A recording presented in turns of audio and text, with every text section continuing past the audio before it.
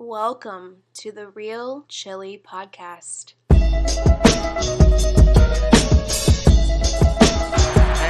Golden Eagles of Marquette University in Milwaukee are bound for the Final Four for only the third time ever. 5 seconds left. Marquette down by one, trying to avoid the upset. Blue the drive, the left hand. It's good. 1 second to play. Vander Blue has put Marquette in front by one. And I want to win every day as basketball players, as students, and I want to win every day, most importantly, as people.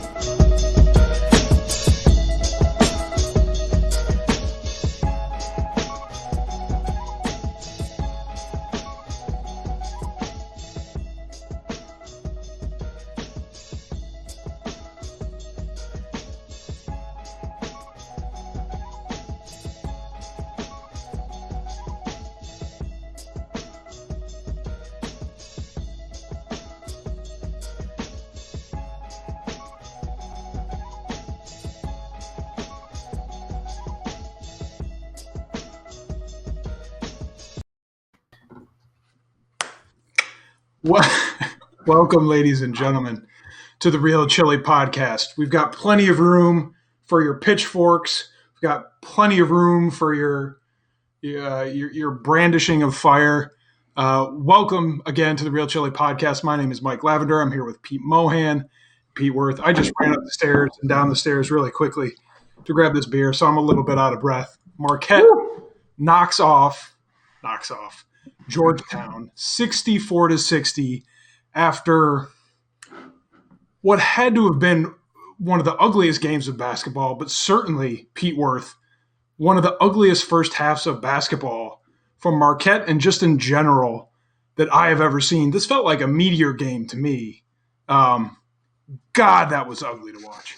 Yeah, thankfully everybody can put their pitchforks back in their pitchfork holsters for just a few minutes. But that entire game was just – I watched that game. This is how I watched that game. What are you doing? Why are you doing that? Why are you so bad? You suck. All right, okay. This is what we should be doing. This is what we should be doing. Finally, we pulled it out, and thankfully Cain showed up and Georgetown Hoyas showed up on our behalf, and we were able to squeak it out. Georgetown, Pete Mohan, truly lived up to its billing in being the worst team, according to Ken Pom, in the Big East. I hadn't seen them play this year, but I knew they were terrible. They started the game, their first 5 possessions had 5 turnovers, a turnover per possession, and while they didn't hold serve on that the whole game, God, they're bad. But, to Pete's point, Jamal did have a big game. Mohan, what kind of stuck out for you, big picture? And obviously we'll get into the terrible first half here. Yeah, Patrick Ewing really put on a clinic as a great coach in this game. And, I mean, hey, first of all, I'm happy to be podding after a Marquette Road Big East victory. That's all I saw is a road. Saturday night. All I saw is a Saturday night road W in the Big East play when the team needed it most, when the team was down by 15 points in the second half. A gritty Marquette team full of talent made plays down the stretch and came out of Washington, D.C. against one of the country's most storied basketball programs with a huge game-changing 64-60 win. Oh my God! I was texting in the group chat. I was texting in the group chat that hey, I was just making jokes about this DePaul team that we've been doing podcasts on all season. Seriously, we looked like you mentioned, this Georgetown team is statistically the worst team in the Big East, and we were losing by 15 to them, and we made them look good. And hey, I'm happy we came out with a W, but I was teetering close to the precipice of #FireWojoZone. I did text Eric before the game saying if we lose by double digits, I would hop onto the Fire Wojo bandwagon. But he steered that wobbly old wooden wagon wheel off the precipice of the cliff just one more time here. All right, so let's go ahead and get into the first half a little bit here. We're monitoring the live chat as always, and I'd be remiss if I didn't mention that perhaps the only thing that could equal the terrible aspect of nature of the basketball in the first half was Pete Gillen. So at least those things kind of God, listening to that guy for a whole fucking basketball game is really, really. Pete Gillen still doesn't know who Kobe McEwen is, nor Jamal Cain. Yeah, which is problematic for a number of different reasons. Pete Gillen, not to be anti-Ginger, but he's the Ron Weasley of basketball announcers. So, except without the magic. Right. He's no Bill Walton on the Ginger totem pole. But anyways, continue, Mike. So Marquette started off the game. I kind of mentioned first half, Georgetown came out, within the first 3.5 minutes, Georgetown turned the ball over on 5 consecutive possessions, their first 5 consecutive possessions. I'm sitting there, I'm saying, yeah, we're only up 4-2, but oh God, like there's no way we don't run them out of the gym. I think we started 4 from 8 from the field, neighbor. After that 4 from 8 from the field, we ended up finishing the half. I've got the halftime stats pulled up here. We ended up 8 for 31 from the field in the first half. So after that 4 and 8 start, that 50% start, we only made 4 more shots from the field in the remainder of the first half. There were bricks. There was no cohesion on offense, as you stated, neighbor, in the group text. It was just discombobulated. And if you watch the post-game interview with Wojo on the TV broadcast, he made the specific point of calling out our team didn't have any confidence. Oh, yeah. What the fuck happened in that first half for those 3 things to come together to give us the product that we saw? Well, I'm glad to hear him say, I'm not glad to hear him say it, but that's what I was thinking too, because we were watching that first, few possessions when Georgetown was throwing all over the place. I totally agree. I was like, this game's in the bag. And I said right away, like DJ Carton could just dominate this game. I was really disappointed in the way that he wasn't able to take drink Gatorade. Yes, I was really disappointed both in his electrolytes and as well as his decision making. But yeah, no, okay. So we had 10 days off. We had the holidays, Christmas, New Year's. So you can forgive a little lackadaisical effort, kind of coming in. Rust. A little rust. But as we went through the entire half, there was just nothing worth giving praise to for anybody outside of maybe Jamal Cain. And I thought that was a lot on DJ for not trying to take advantage of the freshman Harris, I believe, that was guarding him.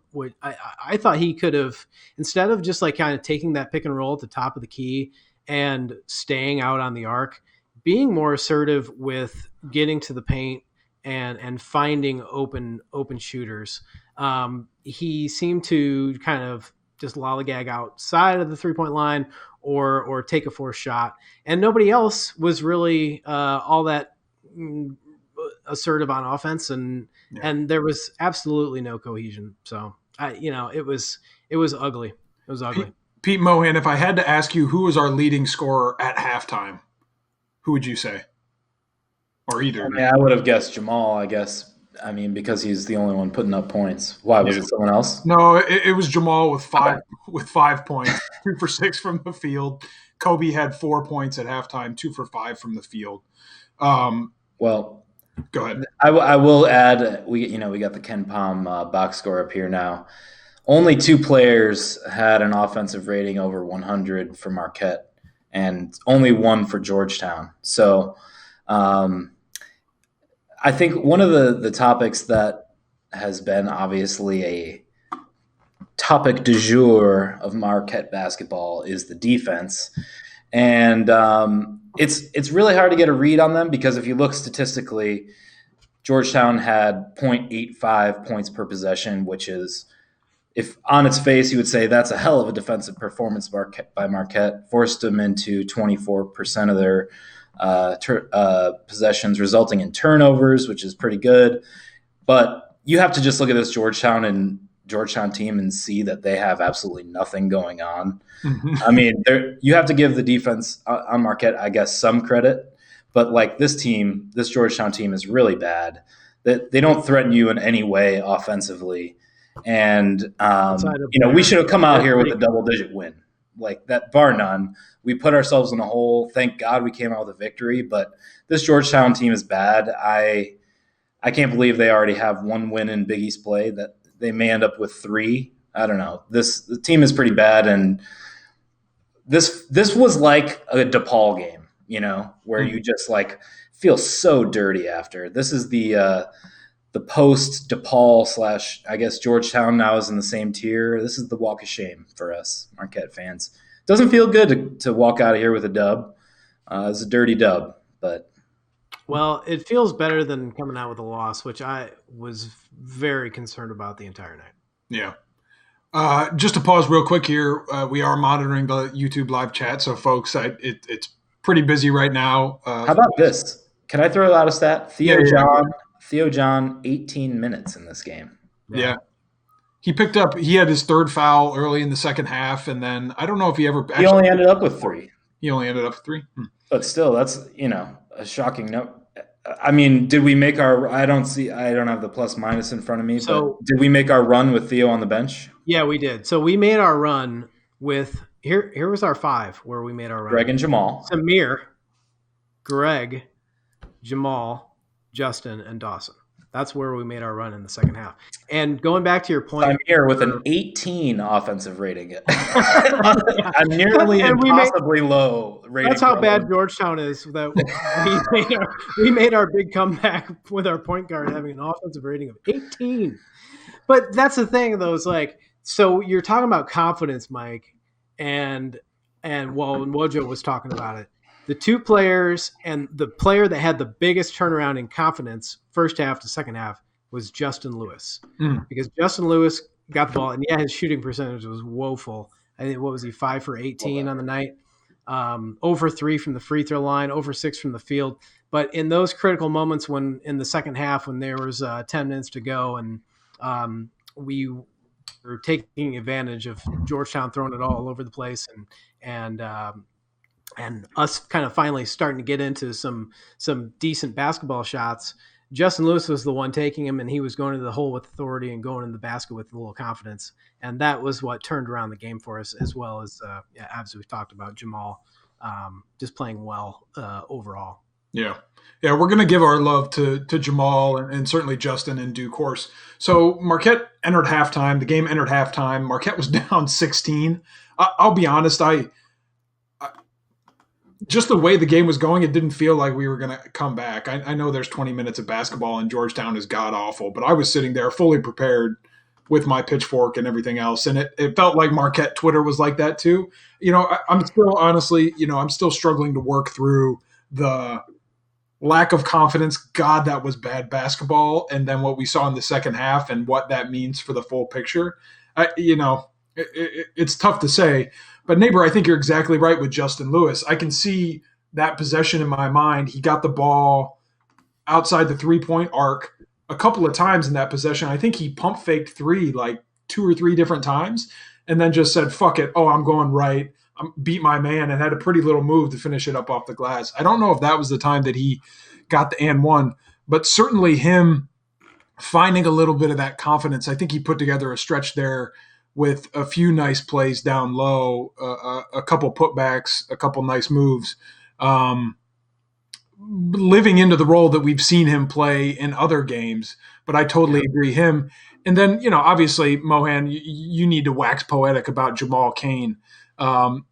Jamal Cain, 4 for 5 from the 3-point line. If you look at, I actually don't know what we're shooting on a season clip. I have it in front of me. From 3-point range today, we shot 5 of 22, and that's 22%. What are we shooting? It's unbelievable to me. This stat is actually unbelievable to me. We're actually 41st in the country with 38% team 3-point percentage. So, pretty not bad actually. Yeah. So I mean, for the entire game, we far underperformed our normal 3-point shooting, and Jamal, our leading scorer and best player, he was 4 for 5 from 3 and had that dagger 3 at the end to really close it out. But he was part of that with Justin Lewis, neighbor, with kind of, he got a couple and ones there in the second half and really turned the tide. Yeah, I mean, well, that's what you need to win games is people that want to take over the game and want to take over for their team when the team is struggling. And it really, in the first half and in the first part of the second half, we didn't look like anybody wanted to be that guy. And Jamal definitely did that. I'd like to address something there, neighbor. I believe on a previous podcast, you said that Jamal never hits shots in big moments. So you got to go back on that. Yeah, no, I do. Yeah, no. I mean, this was the biggest shot of his single shot of his career. I mean, regardless of his performance up to this point, like that was a game-winning shot essentially that he hit. This has to be his best performance in a Marquette uniform, I would think. I see him a lot like McCall Bridges of Villanova from back in the day. Like he's got that wiry athleticism and that knack for rebounding and the ability to knock down an open shot. With the other pieces in place, he could be a fantastic player. It's like we can't rely on him to score 25 a game. That's just not his game because he doesn't have that all-around offensive package. But he's definitely got the ability to put up, efforts like this. It's just like we need our other pieces to be performing as well. I mean, this is Georgetown we're talking about, so we can get away with a performance from everybody else like this with a great performance by Cain.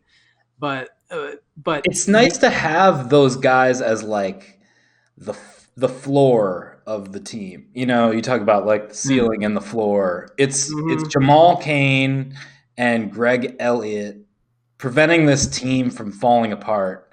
And Kobe McEwen at times throughout the season, not tonight. It was a bad game from Kobe tonight. But Greg Elliott, in addition to his solid minutes, he only had 5 points, but he had 4 steals. Those are huge takeaways for a team that hasn't been able to really create many turnovers in many plays. This team was active on defense in the second half. And like whenever Greg is out there, he's hustling and he's making plays. It's Greg and Jamal keeping the rest of these, up and down type players from falling apart with their consistent hustle and effort plays. I mean, there were times Justin Lewis, I liked seeing his hustle even when he was struggling to get his shot. He was still going hard after loose balls and offensive rebounds. And that's the same type of effort that we rely on that didn't let this game totally slip away. And normally what you say about a game like this, when you come from behind from 15 points, hey, that's what good teams do. And I mean, if you're down 15 and you don't lose, you can't say, hey, you know what? That's what bad teams do. They get down 15 and lose. I mean, they came out of here with a win under, basically as big of a deficit as you can hope to come back from in big time college basketball. And they were able to pull that off. So I don't know. What do you guys think about Wojo? I mean, like, what do you say about Wojo in this situation? Like, can you fault him for them shooting a poor percentage in the first half? Like, fire Wojo. That bastard led them back from 15 down in a road environment to get a win. Like, that asshole. Well, this is what are they saying about him in the chat? Yeah, I mean, people are definitely not necessarily talking about Wojo, but I think we are flirting with the line of how are we looking at the 10-day break or whatever it was as an excuse for excusing the performance we saw. It's not an excuse, but it happens every time to every team. Like, I don't know what else to say about that. I mean, I think it's just it a phenomenon that exists. I don't think it's on Wojo, the fact that they shot 8 for 31 in the first half. That is fucking awful. It's not on Wojo to shoot 23% from 3. Nothing was falling. Great job, Wojo, launching those Dales from deep. Nothing was falling. It was poor shot selection, but I do think having the guys ready to play, having their confidence in a good spot and ready to go is something that is under his purview. So, I mean, it's not black and white. It's not night and day. This is a gray area. But I think the shooting, which was clearly the main culprit in falling behind, I don't put that solely on Wojo. I don't think you possibly can. And I think, if anything, you could probably say he kept his guys' heads in it so that in the second half they were in a position to turn it around. So I'm not crowning his ass. I'm not putting him in the position where, like, Wojo did this. I'm not saying that. I'm not a Wojo guy. But what I am saying is I think it's a little dumb to start the hashtag Fire Wojo tweet after the full of what we saw in the entire game. You need to get performance from one of these other guys in order to have like a pretty decent performance. I mean, Jamal really carried this team. It's unbelievable that we won this game. Yeah. Because, okay, so Dawson Garcia was the only other player to finish with an over 100 offensive rating. He had a nice 9-9 game, shot 3 from 6 from the field, 3 from 4 free throws, 4 offensive boards as well, and only 1 turnover, 1 steal. Great low-key game from Dawson Garcia. He continues to put those in the books. But, like, Kobe, terrible game. 6 points, 4 turnovers. And then DJ Carton, he was erratic to start, and he had his cramping issues. He did come through with that big drive at the end. And then again, Theo John, 18 minutes. And Justin Lewis had his poor shooting first half, and Samir Torrance with his brilliant 18 offensive rating. Like, these guys, we're not getting a ton of great performances offensively. It's like we're lucky to get 1, 2. If we get 3 good offensive performances in the game, yeah, that's a shockingly great offensive performance from this team. It's few and far between, and you got to give credit to Wojo for riding the hot hand. Jamal, yeah, he was hot, and he got 15 shots in this game, and he made them worthwhile. And I thought the substitutions down the stretch while we were making our runs were the right moves. I mean, it was kind of shocking to see our 2 starting guards be on the bench while we come back from like a 10-point deficit. But that's what was happening, and he just rode with it. And then in crunch time, he put the Kobe and then eventually DJ back in at the right times, and DJ made the right plays. That was the most beautiful like pinch hit insertion of DJ there for that that play, because that was when he subbed in, right?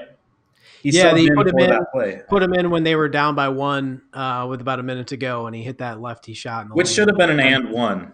Yeah, he got hit. Review. He definitely got hit on the arm. That was a run, but I mean, this we game would have missed the free throw anyway. We could talk about Wojo every game, you know. It's like at some point, it's just like let's just get off that topic, at least maybe just for one game, because like as terrible as we looked, it was clearly just the players just weren't ready to play. Yeah, I thought. And of course, you could say, well, Wojo needs to get the players ready to play, but that's not what it looked like to me. It looked like the guys just were completely out of sync. And then the second half, we made the right calls, and I think this is also kind of irrelevant for Wojo because Georgetown sucks. It's like they gave the ball up. So they gave a ball up a Marquette-esque 17 times, and that's how we were able to kind of come back and win. But neighbor, let me probe this just a little bit because I'm trying not to look at the chat so much because the chat's fucking blowing up and it's not helpful. But yeah, it's not helpful. It's not helpful for my concentration because I keep looking at it because I want to see what Brian Henry's fucking saying in there because he's chiming in too. I mean, but when you look at this game as a total, I don't put it in the plus column or the minus column necessarily for Wojo because I think if you're gonna if you're going to be, you're not doing this, but if you're going to be the kind of person who trashes him for the first half and not having people ready to play, then you're a dishonest shithead if you don't give him credit for the second half and what happened there. Right. So, I mean, it feels like a bit of a wash. Again, I'm not defending him personally. I don't. This is the juicy stuff. Hold on. I got a question for you guys. I want to lay this all out on the line. I think, okay, when you evaluate a team's performance in a game, what percentage sway do you give to the players? I'm just ballparking here versus the coach. In my heart, I say it's 80% players, 20% coach. Maybe 75-25 if it's 75 or 70-30 if it's a really great coach like Jay Wright or something like that. But for me, it's like way more about the player. And we spend plenty of time. I don't like talking about Wojo because I think he's decent enough. But like, I don't know. I just think that we should spend way more time talking about the players. What do you guys think? What percent would you weight that? I don't know. I think that's maybe a fool's errand to try to do that. Sure. But I would agree that it's probably somewhere within the vicinity that you mentioned. But I just think that I kind of mentioned this when it was just Pete, you and I after I don't even remember when it was now. It's been so long. And I've had too many holiday beers. But was that the last pod before we broke? Yeah. So loss against Xavier, maybe? Yeah. No, it was after Xavier. Villanova. It was after Villanova. Thank you. Yeah.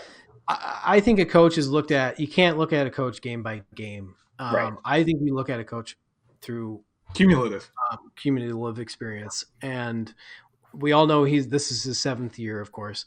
And like I said after that pod, what we've gotten from him is just consistent mediocrity, and that's not good enough for the Marquette fan base. We know that.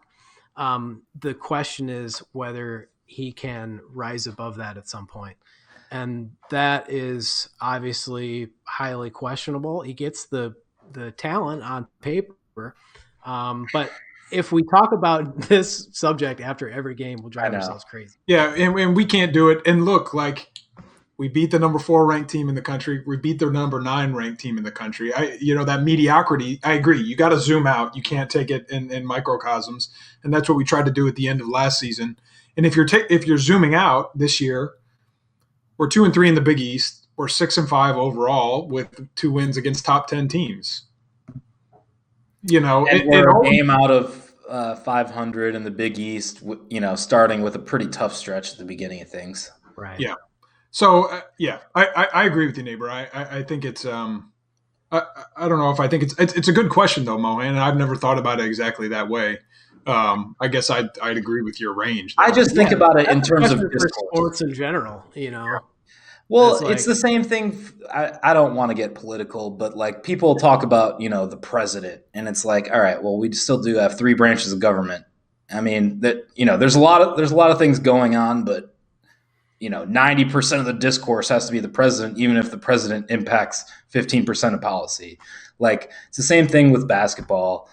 The coach, in this case, it's college sports. So maybe the coach gets more discernment because he's the only real adult on the team, but like, come on, the players are out there playing the games. They're the ones who are taking the shots, and like, the coaches have hours and weeks behind the scenes with these guys to do their coaching. Mm-hmm. That's part of coaching as well. And you talk about getting guys prepared, right.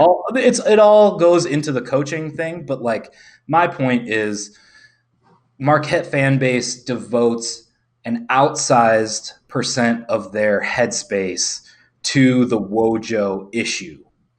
That's my problem. You want to talk about Wojo from time to time and evaluate him at the end of the season, great. But like, if he's living rent free in your head, come on, like, grow up. Yeah. This is the Marquette program. Like, we are going to root for it regardless. Just take your pill and swallow it and enjoy our major conference, every game televised on Fox Sports. Maybe, I don't know. That's enough for me. I get to watch my boys. Yeah. Today was CBS Sportsnet, of course, but well, you know what I'm saying. I'll say your analogy about I won't get too into this, but your analogy about the federal government is a good one because, there are thousands of career staff who cumulatively have much more of an impact than a president, whether or not that president is feckless and can't find his own dick, So the point is there's an outsized portion of discourse devoted to the president, as in this case there is to Wojo, in my opinion at least. So I want to water me in the chat, bros. I love it. I want to circle back to just make sure we're giving our due diligence to Jamal Cain. I know we talked about him. I thought to think even just a few years ago that he would be the guy. I know it's on the road against a god-awful Georgetown team, but I don't know if maybe you did, Mohan, but I don't know if I ever envisioned Jamal being the guy to take a closeout three from a great pass by DJ Carton, by the way, great find, with such confidence. Let me send you something in the group chat right now. I just took a screenshot. He took that shot with such confidence, but the way he was able to carry the team, I mean, I don't think we can stress it enough. I love Jamal. I don't think I ever saw him doing that for us. I really didn't. So it surprised me as much as it pleased me. I don't know what that means for the team going forward. I don't know if Jamal can do something along those lines more consistently. He's averaging, I think, about 10 points this season. So, I mean, certainly this performance is well outside of his wheelhouse, but it felt like he hit a different level tonight in just in a confidence, aggressive, proactive mentality. Did you see it that way too, neighbor, or did you see something else? Yeah, I did. I mean,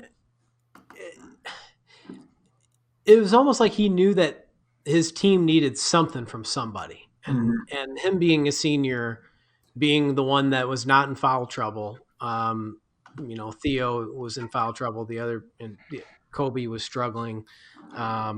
It was great to see him. It was great to see him kind of lead the charge, and he was taking. The shot I think about is the one that I think he got the ball off of Karam at the top of the key, kind of pulled up for three. That's a shot that scorers make, as opposed to spot up jump shooters. Yeah, and that was the three. I was like, okay, all right, okay, he's got a night in him, and Lord knows we needed it. I don't expect him to do this.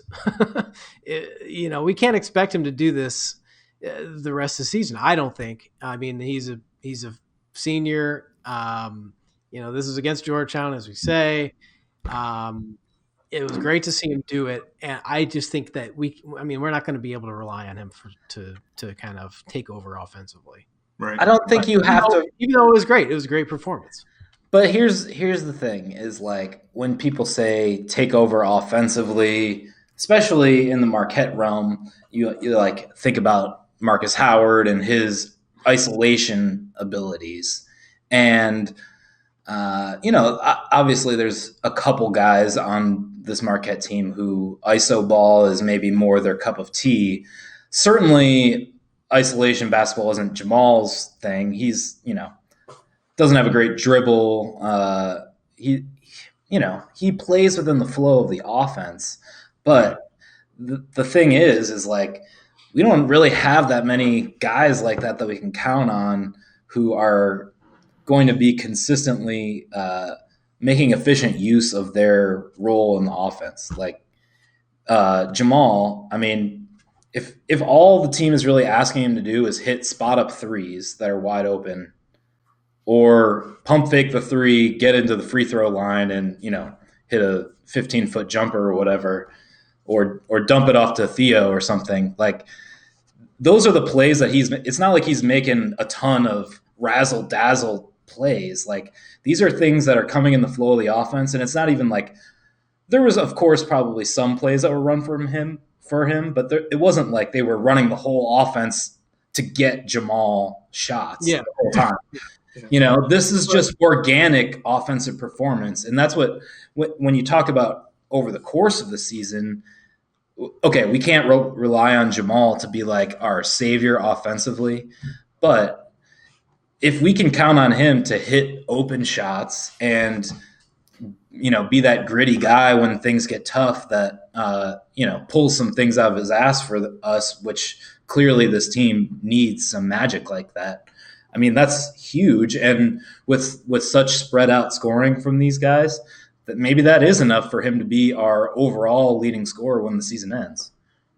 Yeah, especially on a night where, someone like DJ Carton, as we've said, had a performance where he's 0 for 3 from the field, 3 for 11, or 0 for 3 from 3, 3 for 11 from the field. He did come in, as we've mentioned, and, is kind of up there on our list of subjects, came in and hit that clutch floater right there with about a minute left. I believe to put us up 1 or to tie us. I don't remember. Put us up 1. But he had, no beating around it. He had an off night. And I think you said it earlier, neighbor, it wasn't just that he had an off night in terms of, a few things rimming out. You don't get some breaks. He didn't orchestrate things in the way that I think we've seen him do in a few games in the past, particularly in that first half, but in the second half a little bit too. There was just a little too much chaos where that's a moment where you would have liked him to see DJ Carton 10 minutes into the first half say, whoa, everybody. All right, let's slow down. Let's get this thing on a string and let's pull this back together. You didn't really see that from him. And maybe that was just the night.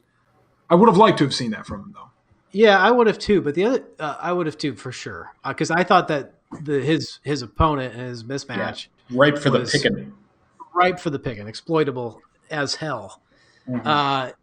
But the other thing is, if your point guard's playing with a team that where nobody else is exhibiting any confidence, then that hinders him. You know what I mean? And I kind of thought that that's kind of what we were seeing in the first half, which we've talked about that. I'd like to pivot a little bit, if you don't mind, Mike, and talk about maybe an unsung hero in tonight's game. Don't drag your pivot foot though. I won't drag it like most Marquette post players, but Dawson Garcia was he didn't look like a McDonald's All-American out there tonight, but he had 13 rebounds, 9 points. The guy just goes out there and gets close to a double-double almost every night, and had some big plays down the stretch, getting loose balls, putting the ball in the basket when we need it, getting the ball, kicking it back out, just using his length.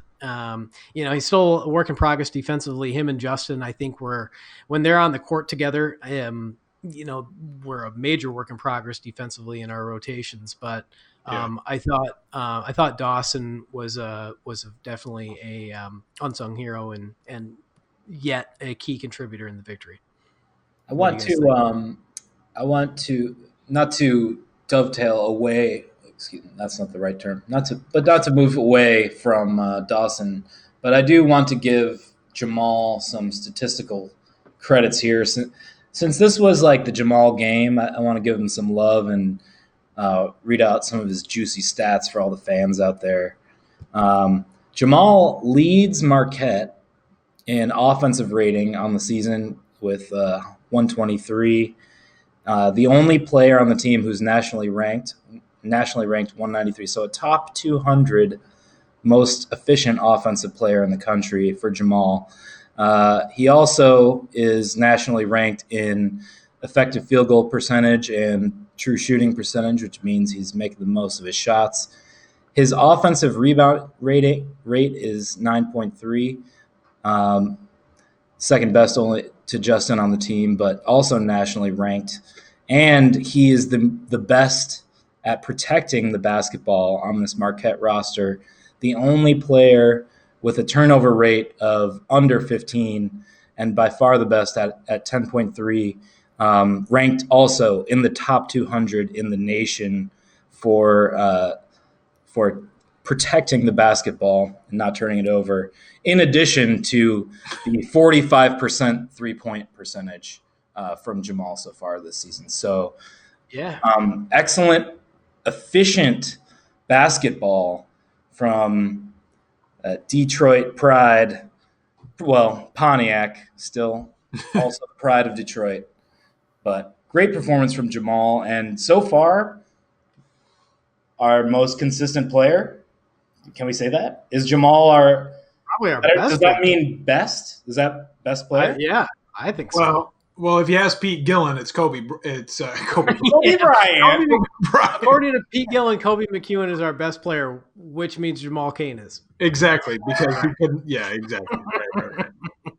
Yeah, the fact that he kept saying, "Oh, their best player, he needs to be out there." I was like, dude, you haven't watched one fucking game of our Yeah. Unbelievable. Jamal Cain goes to the lane, turns it over, pivot foots, wrong step, kicks it out. Grew up with transfer from Utah State. Jamal Cain. They ought to throw it into the milkman, Theo John. Okay. Hey, Mike, what do you have a next topic? I have a topic I would like to discuss. Well, I was going to move it. Yeah, let's slip that in. I was going to move us on to UConn and then to Junk Drawer. Okay. Well, UConn going to be a tough matchup. I just want to talk really quickly. Not about UConn.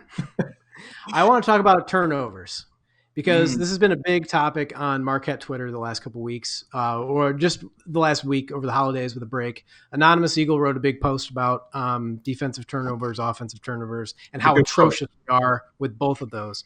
And I thought it was a really good look into that aspect of Steve Wojciechowski's tenure. Basically, the two key takeaways, three key takeaways. One, we're atrocious at taking the ball away. Two, we're atrocious at giving the ball away. And three, we lose when we do both of those things. And we win when we don't turn the ball over as much as the other team. And I would just like to say that, much has been talked about our Wojo's focus on staying at home, playing protective defense, and not gambling, and going for those defensive turnovers, those steals. But not a lot has been said, I don't think, on Twitter that is a okay way to play basketball, as long as you don't turn the ball over at an ungodly rate yourself when you have it. Look at Villanova's Ken Pom history and look at Wisconsin's Ken Pom history over the last, pick however many years over the last decade. And you'll see that their defensive ratings or their defensive turnover percentages are consistently in the 200s or so. But their offensive turnover percentage, meaning you don't turn the ball over very much, is in the top 10. And that's how you can win games. And that's how we are not winning games. So I just had to throw that up. It's inconsistency. I mean, I also want to say the news that popped out during this week, or at least going around MUBB Twitter, was that there was a mock draft that came out that had both Justin Lewis and DJ Carton ranked in the first round as projected first round picks in the next NBA draft, which I don't want to say was shocking. I think it was validating, or at least, fuel to some of the Fire Wojo fans who are saying he doesn't do enough with the talent, but also credence to the fact that this team does have good young talent that's still developing, and this team has room for growth along the way. How did you guys react to that, seeing that in the mock draft? I did see that. I thought it was the 2022 draft. So was it? Yeah, it was. Yeah, so it's not the next one, but wait, did that mean that Dawson Garcia isn't ranked in that one because they expect him to go this year? Is that what that was? Oh, I don't know. I had the same question. I didn't look into it though. That's a good. I'm sorry this topic led to more confusion than less. I thought that was. Well, let me just take that from a broad approach. Do you see that as a legitimate building block for success by the end of this season? Are those guys enough? And what is this roster enough? Enough for what? For success by the end of this season? To whatever scratches your itch as a Marquette neediness fan. I don't know. I look forward to next year. I mean, I worry about the production that we're going to lose. I've frankly, I've already kind of written off this year. I don't. January 2nd, ladies and gentlemen. I don't see it. Given our history on the back end of the Big East conference, I think that's valid, Mike. And what are we going to sneak in at an 11 seed and get fucking creamed in the whatever? I don't see it. So I mean, I have a little hope for next year with the progress that we could see from DJ, from Justin Lewis, maybe from Dawson, but maybe not. But then you lose the production of a Greg and Jamal and stuff like that, and those glue guys. Well, Greg will be back for one more season. Oh, that's right. That's right. Here, but yeah. Yeah, I don't know. I mean, I think that there is enough raw talent. This is definitely a year where you suffer from not having the off season. Mm-hmm. That's been brought up in the past. Time takes time to get these guys to gel. But by this point, we've played 11 games into the season. You got to start figuring it out soon. And look, we're not in terrible position. We're still 2-3 in the Big East with it's a 20-game season now, right? So we're only a quarter of the way through Big East play. We've got 15 more Big East games to show what you're worth. So we'll see. First quarter over. This isn't a first quarter team. Let's say that. Wow, we sure as hell saw that today. So on Tuesday, January 5th at 9 p.m. Eastern, 8 p.m. Central, Marquette will face off in Milwaukee against the UConn Huskies, freshly returned to the Big East Conference. UConn has been, unfortunately, the victim of at least 3 cancellations, I presume all due to COVID-related exposures. Consequently, UConn finds itself at 4-1 overall. So I've only played, I've played 6 less games than Marquette so far. So there's an advantage, I guess. UConn is 1-1 in the conference. They had an overtime loss to Creighton, and a 21-point win over DePaul. So UConn doesn't play until Tuesday. They don't play tomorrow or didn't play today.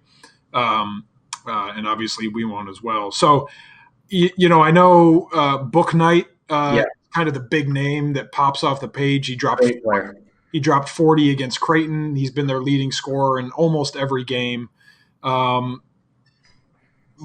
Anything else you guys would add from UConn? I haven't watched UConn, so I don't have anything to add here.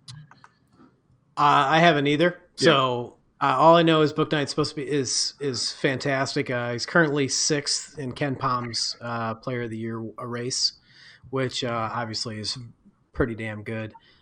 Great offensive player. It doesn't look like he gets his fair amount of steals, I guess, but mostly regarded as a top-notch offensive player. And then, I mean, I don't know. here's what I got from quickly looking at their Ken Palm, relative, at least topically, to what Marquette will be throwing at them. UConn has an interesting the fact that they are extremely good at blocking shots. Eighth best team in the country at blocking shots at a block rate of 15%, and exceptional, the second best team in the country at offensive rebounding, but for whatever reason, really bad at defensive rebounding. So that's a little confounding statistic around their height. They do have a fairly large front line in Sanogo and Whaley and Carlton and Paul. Like, they have a lot of, in typical fashion, just a lot of big ass dudes in the middle for UConn, and then a good lead guard. That's pretty much the UConn formula as it's always been. Bunch of big dudes in the front court and a good point guard. So I think you're going to expect more of the same. Just from taking that first blush look at the statistics. Really interested to see, how our defense handles Book Night, and also interested to just see the battle of the boards in this one. What goes on in the front court, and if Theo John is able to play more than 18 minutes and have an impact out there on the court. I will say, I'm really. It feels like there are. I'm that excited. I feel like I mean, I feel like there are multiple guys on this team. You kind of brought it up, or you something you said made me think about it. There are multiple guys on this team: DJ Carton, Justin Lewis, Jamal, maybe a couple others who just show up in big moments and put their nuts on the table, right? And just like that's when they shine. And I don't know, that's an innate part of human nature. I think that's a part of all of us. And so in a game against Georgetown after a 10-day layoff, maybe there is some of that. And maybe there is a little bit more to look forward to. Maybe that's a contributing factor to victories over number 4 and number 9.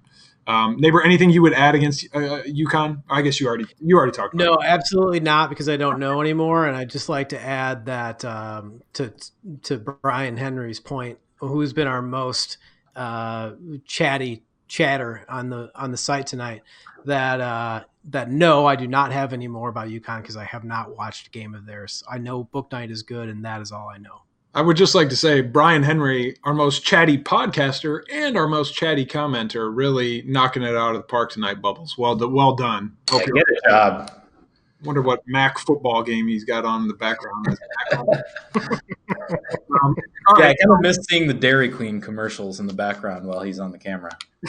I am hungry. All right, so let's move it on to junk drawer.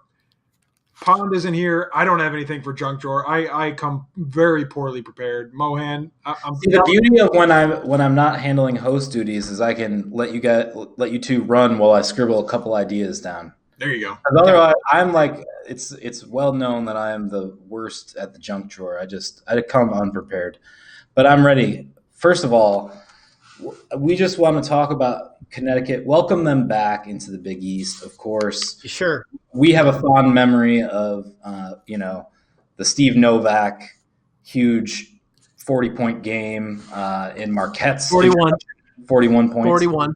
Yep. In the introduction to the Big East for the Marquette program, of course, against the Huskies of UConn.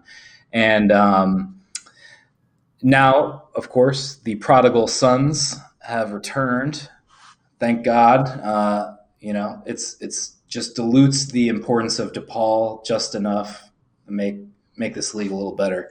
But I do want to say they are the Huskies. So let's talk dogs real quick. Best dogs in the league.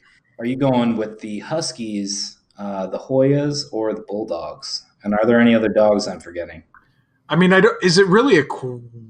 I feel like the Huskies are by far the best dogs. I just had to, it's one of those things you just have to get down there on paper. Because some people are like huge Bulldog fans because they skateboard or whatever. Yeah, they also buy from like poor. I feel like they're going buck wild for Bulldogs in the chat. Those chat nerds tend to. No? Yeah, no dog chat so far. Oh, Bukowski says Bulldogs. I don't know. Yeah. Oh, there you go. See, I'm telling people are. I mean, Huskies are the prettiest, but Bulldogs are the most endearing, I would say. Do you want to? Also, I would like to add, for the one that pulls your sled in winter. Yeah, exactly. Since the climate is getting colder, can't argue with that. For me, I have more. I would also than dog sled hours. Anyways, go on. Okay, here's what I got for UConn. Bubbles. All right, so you'll shut your big yapper. Marquette with an all-time 6-3 record over UConn. So we got that going for us. Yeah. For an L for sure. I also want to mention. Let's just talk. My only other junk drawer thing is food related. I just want to say, first of all, happy 2021 to all the listeners out there. Thanks for sticking with us for one more calendar year at the least. And I want to ask you guys, over your holiday, we had a nice holiday break from podcasting as well. What was the best dish? First of all, this is a double-sided question for each of you. What was the best dish you made in-house over break? And what is the best thing you bought either from the grocery store or takeout? Neighbor, you want to take that first? Yeah, sure. I will. I ventured into the world of risotto this year for the first time, Wow. and it really wasn't as bad as I thought, or as grueling as I thought it was going to be. It was really a sort of a pleasant experience, and I got the cookbook that my wife and I have been using is called Antony in the Kitchen. Antony from the show Queer Eye. You guys might be familiar. I'm not sure if you're fans of that show. I'm a big fan. But great cookbook. You got to have an upscale restaurant near you to do most of the things, which I don't. But I just try to find like the lowest ones on the book totem pole, or the easiest ones, I should say. And it was a champagne lemon risotto. Wow. And made it twice this year, and it was fantastic. Is there a meat in that? Is it like, or just the risotto? Vegetarian. Just with the arborio rice. And what was your favorite order out? Was that the other question? Yeah. Yeah. What's the saying? Chicken McNuggets. Wow. All right, so I got mine. Those are two pretty good ones. But so the best thing I made was it's called a chocolate pot de creme. It's just like a fancy chocolate pudding. But I made it for my family who came over because COVID's not real. I'm just kidding. We are all very careful. But we made, I just made little chocolate puddings that were fucking delicious. And the other thing, I texted you guys about this. I don't know if this was technically over break, but I'm going to use it. I had the best Taco Bell order of my entire life. Oh, it was just amazing. I don't have it in front of me, but I had like 7 menu items. One of them was a box. I was really, really heartened by how much I still liked the Cine twists, and how like they gave a nice contrast in flavor and in consistency from the other. It was just beautiful. The Baja Blast, just washing it all down. I love getting those boxes. There's actually, I just saw a commercial for Taco Bell with a new promotional item called the Lavender Box, I think, just now, just recently. Yeah, I think I saw that. Lavender scented beef. Yeah. Oh, anyway, we had some other good takeout, but that was by far my most favorite experience. All right, what about you, Mohan, before we wrap here? I got a new, courtesy of my parents, a new, technically lasagna pan. It was an anodized steel, essentially full 9x13, and I was excited about its versatility, and I utilized it in multiple fashions over the last couple of weeks. But the best was I made a Detroit-style pizza, and it turned out amazing because the pan is so good. The pizza, literally, like, you just slid it out of the pan onto the cutting board to be cut, and like there was just some little dots of olive oil on the pan. Like you could have cleaned it with a paper towel. So can you take out one side of the pan? Like, how do you slide it out? I'm thinking like you get a little spatula in there and you kind of tilt it to slide it out safely. But yeah, would recommend the King Arthur. It was just the King Arthur bread flour Detroit style pizza crust, and the recipe worked out great. And then for takeout, we discovered a pretty good Chinese place nearby, and I had some really good. It's not an always order for me, but on occasion when I'm not sure what to get, I get the Singapore Mei Fun, and I'm not sure if I'm pronouncing that correctly. That type of noodle, you know what I'm talking about? They're very skinny rice noodles. Mei Fun, MEIFUN. The Singapore Mei Fun. It's like a combination of chicken and shrimp, and it's got like a lemongrass curry in with the thin noodles, and it's like, I don't know, it's really good. Really good noodle dish from the Chinese. I got to say, my sister made a Detroit-style pizza, homemade pizza last year, and it was amazing. Just like, I mean, they're so good in general, but when you have the homemade with the caramelization, it's all really good. Shout out to Laura Lab, very good baker. You should follow Mikey Lab's sister on Instagram. Her baking is great. Go ahead. And of course, I got to throw in the Pete Mohan real chili homemade recipe, which I made about 2 weeks ago, which by far disappeared right on the top list, the top 3 list of things I made this year. Okay, quick question on that. I know we got to wrap up because we're over an hour, but question on the real chili recipe. there's two ways to grade it: just on its face as like a delicious meal, and versus the real chili. So like, I think it's just good on its face. What would you say to that? Yeah, I would give it an A on its face, and I'd give it a B+ on the similarity to the real chili. I appreciate that. That's all I can. I prefer just a good meal, you know. Yeah. Yeah. For all the people firing off in the comments about, is this a food channel now? Don't box us into a corner. We have lives outside of Marquette. It's a junk drawer. We contain multitudes. We contain multitudes. And just for that, Brian Henry, we're going to have a meatloaf bake-off here in the next few weeks amongst the Real Chili Pod members with your mother's recipe. And that is what it sounds like.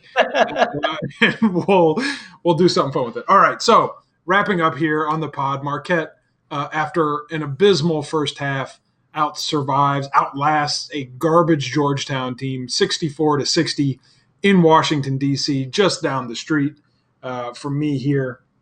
My dog's looking at me like I'm crazy over here in the corner. I need to take her out. So we're going to go ahead and wrap up.